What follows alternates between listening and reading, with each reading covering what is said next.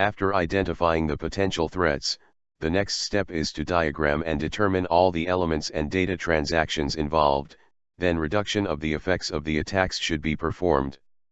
Data flow diagrams are important to get an understanding of the resources, their relationships, and the movement of data. These diagrams usually form a part of an infrastructure's architecture.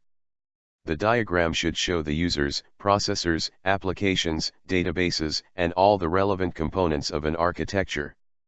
The diagram presents a high-level overview, and more detailed evaluations could cover the specifics.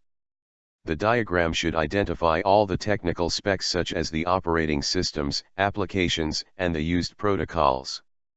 Attacks that target each element of the diagram should be assessed at technical, physical, and logical levels. After preparing the diagrams and analyzing threats, reduction analysis should be performed.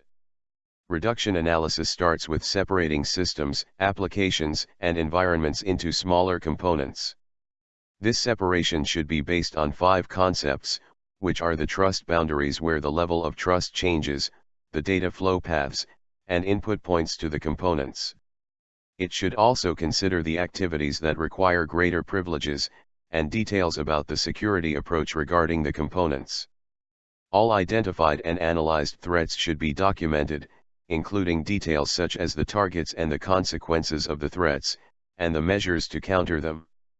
Threats should then be ranked based on their probability of occurrence and their impact, or based on a ranking system.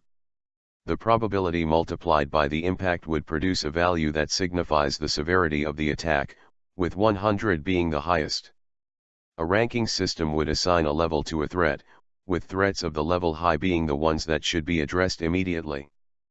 Finally, the DREAD system is a flexible system that considers the threat damage, its reproducibility, exploitability, its affected users, and discoverability.